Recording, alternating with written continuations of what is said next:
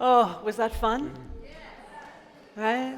Feels good, right? So this is like unity, right? It's awesome, right? That's affirmations. We're affirming. We're saying yes, right? And there's something about the repetitiveness of it, right?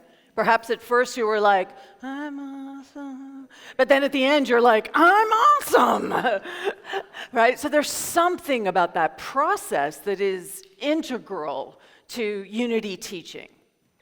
And today what we're going to be looking at, Momo, can you pass me that booklet, please? So this booklet came out, and we are ordering more, so there are more on the way if you didn't get one. It's called When Peace Feels Far Away. It was put out by Unity, and we're going to be working with this booklet for the next 5 weeks.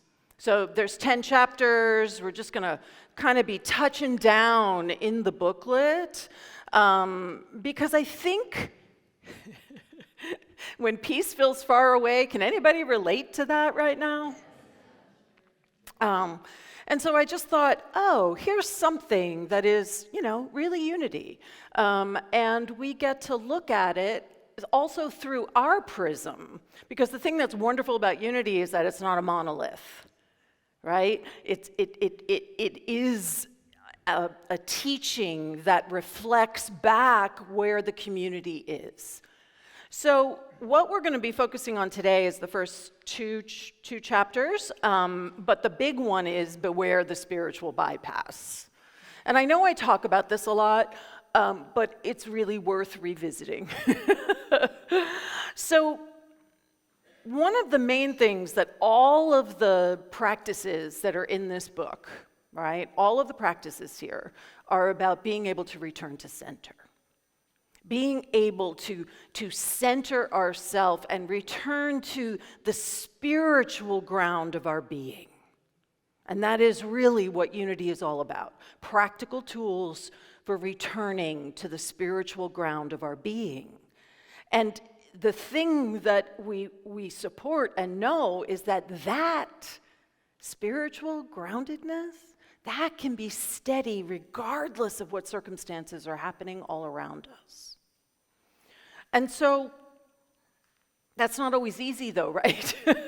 It's not always easy when the circumstances around us seem to be pulling us under, seem to be drawing us off of our spiritual center. And so the part that we want to remember is that returning to center isn't about being perfect.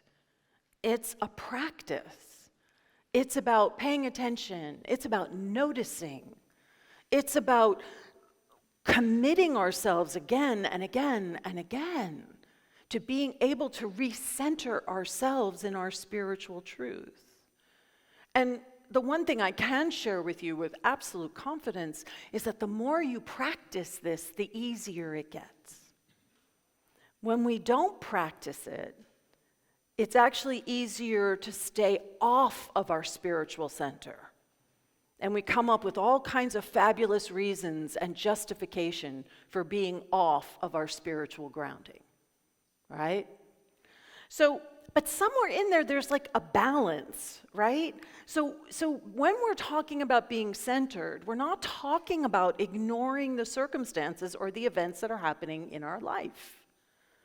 And all too often, what happens in New Thought is that I hear this from people. They'll say, oh, don't even say that because you're going to make it a reality. Don't say that you don't have enough money to pay your rent. Well, guess what? If you, in time and in space, don't have enough money to pay your rent, ignoring that is not going to be very supportive, is it? But all too often, in New Thought, we almost have this like superstition about saying something that doesn't actually reflect, it's awesome. Because sometimes in life, it's not so awesome, right?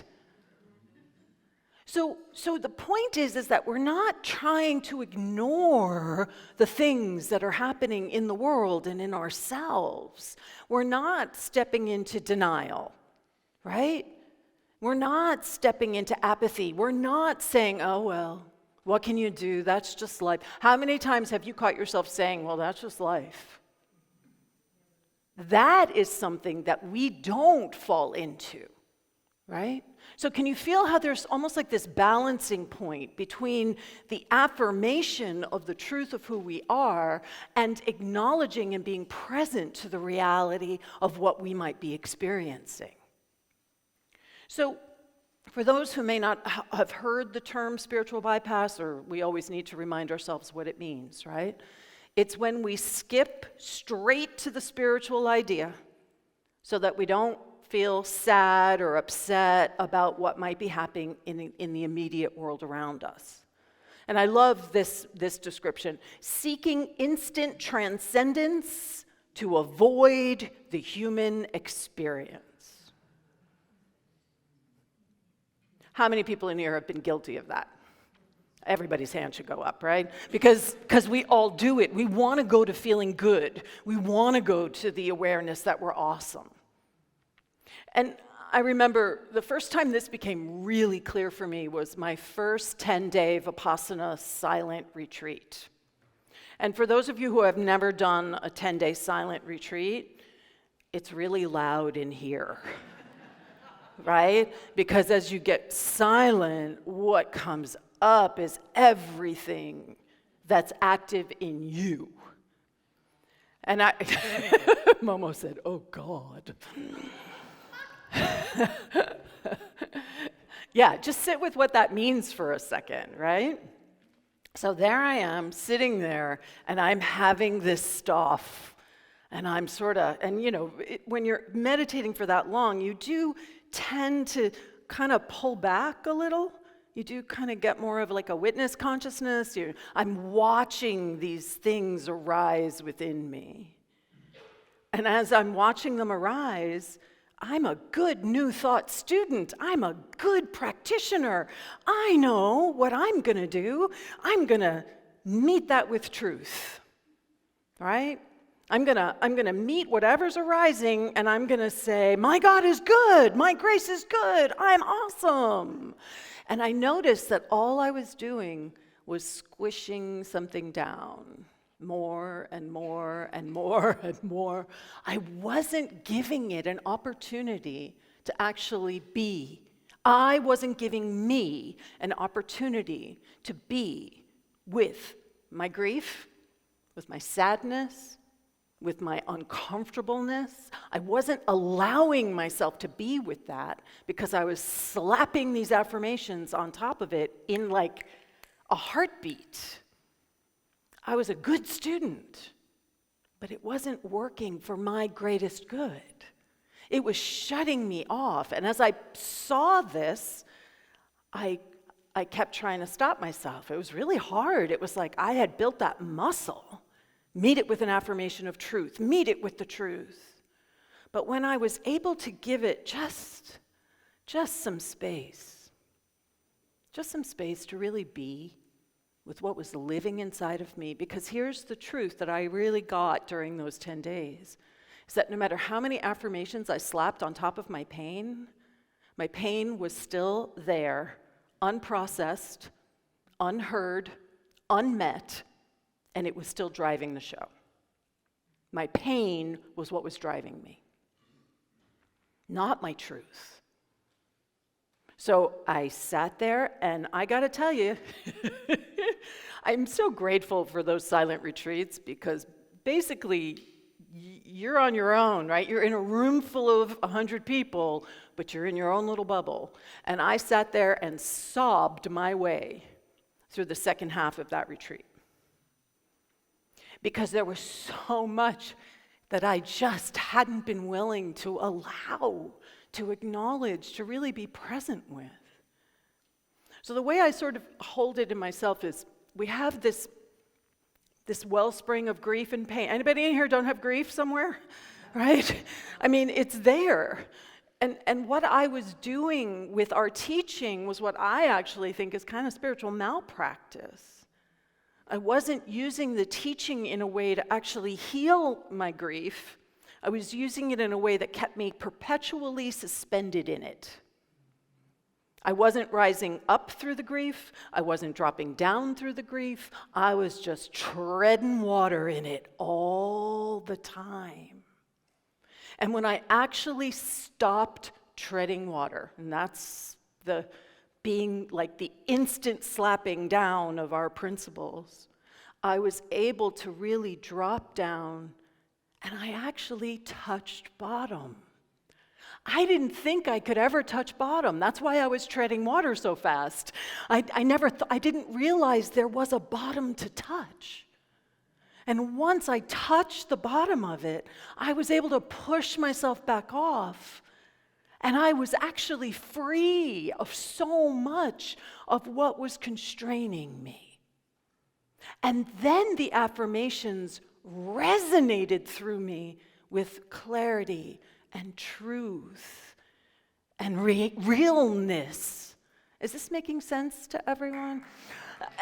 I cannot tell you how healing and transformative it was to actually allow myself to not know what to do next, to not understand what was happening, to just be lost in the grief of it, in the loss of all the change that had happened in my world, right?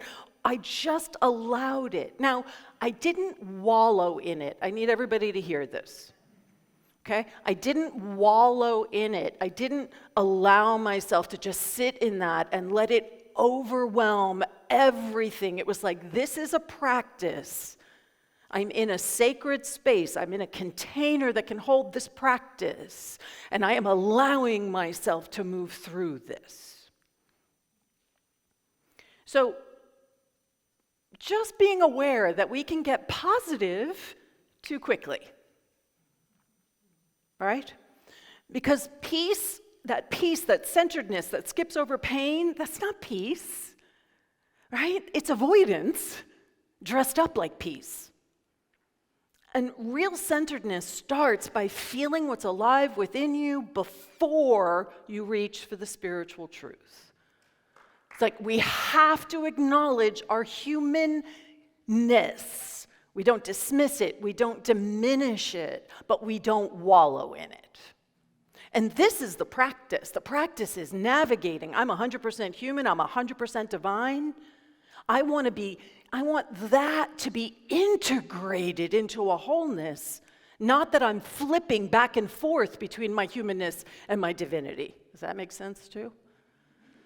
So, name it before you transcend it, right? Name it. If you're in pain, if you're experiencing loss, name it, own it, acknowledge it. Growth comes when we face our challenges, not by pretending the challenge isn't really as big of a challenge as it is. And then we want to move forward with faith. Then from there, we bring our spiritual practices online. And then we can begin to take action. We can begin to do something. So, how do we avoid spiritual bypasses? Three steps here. Acknowledge the emotional toll of the situation.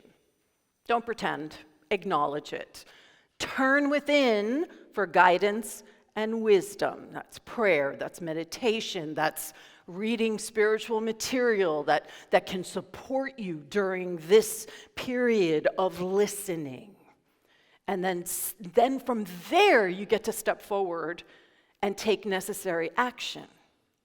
A lot of times what happens is we may acknowledge the emotional toll, and then we may turn within for guidance and wisdom, and then we don't do the third step. We don't actually do something. And that's what's needed in order for us to actually manifest transformation in time and in space. We are the vehicle through which ideas become manifest. It happens through and as our life. So faith by itself, if it has no works, is dead. It is the being of the transformative understanding that we have capacities, that we have abilities, even in the face of circumstances, that actually is faith in action. So one of the places where I think a lot of us get hung up in this is this idea. So you'll hear, change your thinking, change your life. And it's even in here, right? Change your thinking, change your life. It's a catchphrase. It does not catch and actually hold the real truth of what influences how we create our reality and how we can transform our reality. Science has proven that it is not just our thoughts that are shaping our experience, but it is also our beliefs, it is our emotions. All of it together is what is creating our reality, what it is that we move through. So a thought only becomes truly creative when it is backed by belief and emotion. So you can have a thought, I always use this as the example, right? My brother would be dead like a bazillion times over if all of our thoughts were truly creative. Because I cannot tell you how many times I screamed at him, "I'm gonna kill you." Right? We know this. Not all of our thoughts are directly creative, and yet we get all superstitious. Oh, don't talk about that because you're going to make it real. So our thoughts, beliefs, and emotions are what create our reality, are what create our experience. And so if we're ignoring our emotions because we are doing a spiritual bypass, then guess what? Our reality doesn't change. Anybody in here feel stuck? Anybody in here feel like they're reliving the same thing kind of over and over and over again? All of your hands should be up, people. Because that's how we grow and evolve.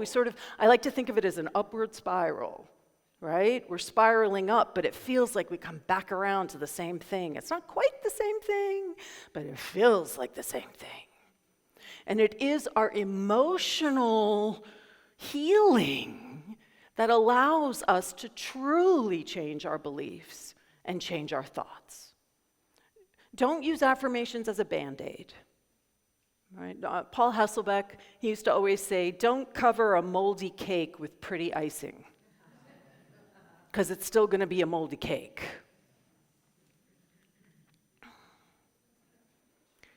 And then here's the piece that I want all of us to sit with and explore this week, right? Are your thoughts based on love and tolerance and courage, or are they about fear and anger and lack and frustration? What is actually alive within you? If you were to go on a 10-day silent retreat, what would you hear? What is active in your beingness that you're not paying any attention to because it makes you uncomfortable to realize that, oh, I'm actually scared? Because if our choices and our actions are all arising from a place of anger, fear, revenge, whatever that is, all we're doing is contributing that energy back into the world. And this is part of what we're here to be, is a place of love, a place of transformation. But we know it's an inside job that we then get to bring to the world. And this is personal and collective. This idea of spiritual bypass isn't just about you and your personal life. It happens on a collective level. The Democratic Party, do they have some bypass happening? Right? The Republican Party, do they have some bypass happening? Where we're not willing to acknowledge what's actually going on. And instead, we're reactive, and we're moving from fear, and we're moving from anger, and we're moving from a sense of not enough-ness. So the work that we do here with ourselves and at Unity in Marin is about healing everything. Really. Oh, doesn't that feel good? Like, it all can be healed, folks. I actually really believe that. But it asks that we step into something and walk that, I often call it the balancing point of the divine. We're walking that point of our human divinity. We're walking that point of our divine humanity. So the practice for this week. If you don't have the book, get the book. If you're watching online, if you reach out to the office, we will mail them to you. We are ordering more, so if you don't get it right away, just know it is on the way. Notice what supports you to feel centered and at peace, right? And is your peace dependent on external circumstances? Because that's not really peace. Notice the places in your life you're tempted to float above rather than actually feel. Practice naming it before you transcend it. Practice not jumping into that knee-jerk, powerful affirmation, I am awesome, before you've actually done the emotional work that can allow I am awesome to actually mean something. And then just pay attention. How are your thoughts and emotions and beliefs shaping your day? And how are they shaping the choices that you make? Right? Somebody cuts you off on the freeway, you make the choice to be angry. You don't have to make that choice. And if you make that choice to be angry, how is that then impacting the rest of your day? Right? Pay attention and just notice. Because my experience has been that our thoughts actually follow our emotional life. That's my experience, not the other way around. So if your emotional life is uncharted, unexplored, then it's really hard to get in there and transform what you're experiencing in time and in space. When we step into transformation, we are saying yes to letting go of something. We have to acknowledge that there might be grief there. We have to acknowledge that there might be loss there. That doesn't mean that what's coming isn't also awesome and amazing, right? That's what we want to be able to breathe through, that yes, something might be falling away, but something else is coming, and I'm acknowledging what I'm experiencing as it falls away, as I stay open to the thing that I know is emerging. So let's take this into our time of meditation.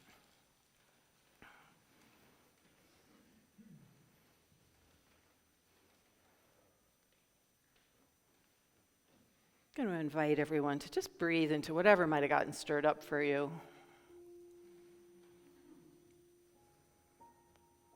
And just quieting the activity of the mind so that we can touch that heart-centered space. It's what I love about unity, is how centered in our hearts we are.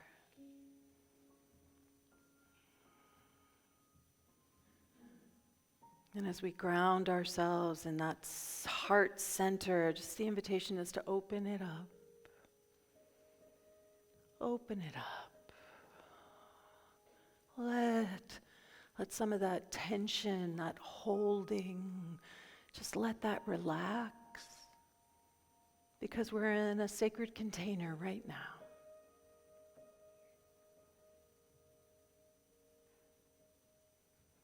And as you're quieting and resting, I invite you to just allow something in your life, perhaps, that you're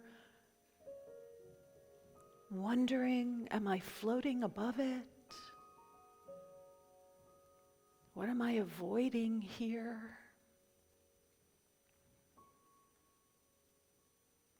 Just noticing.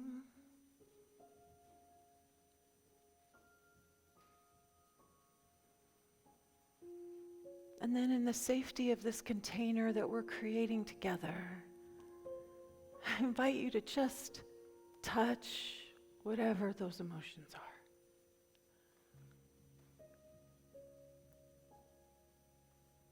Touch down into that deeper understanding of all that we're carrying, of all that we're holding.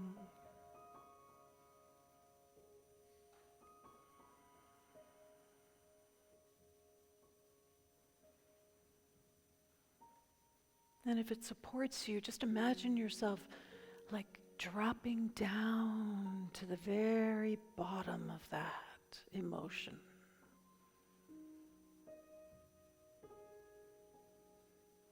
So you don't have to tread water anymore. You don't have to try so hard.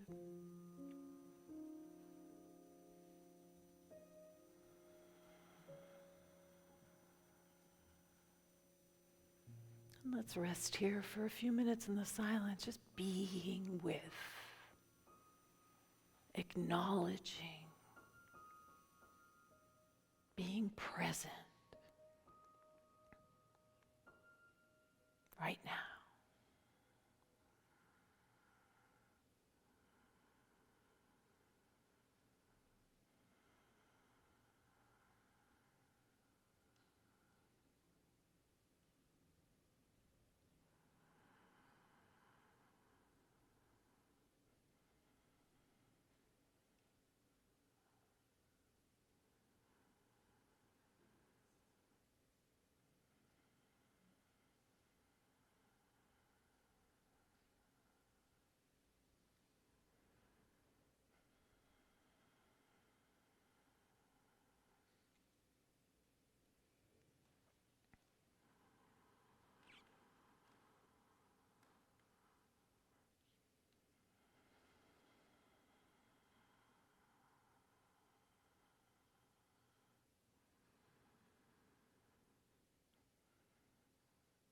And in this moment, just send yourself some love for your courage, for your willingness to acknowledge, to see, to be present with. Allow yourself to sort of push off and rise up. Because no matter how large those emotions are, there is nothing larger than the truth of your divine nature. And so we just open and welcome that understanding to meet ourselves, not with condemnation, but with compassion, with love, with grace.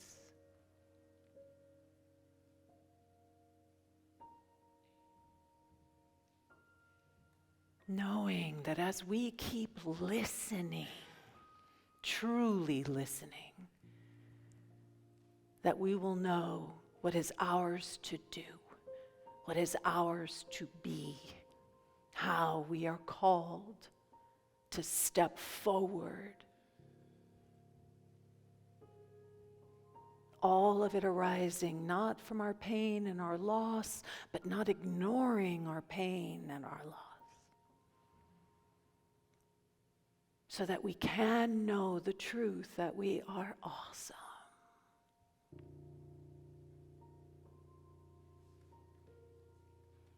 And so it is. Amen. Ashe. Oh, there should be an affirmation. Back one slide.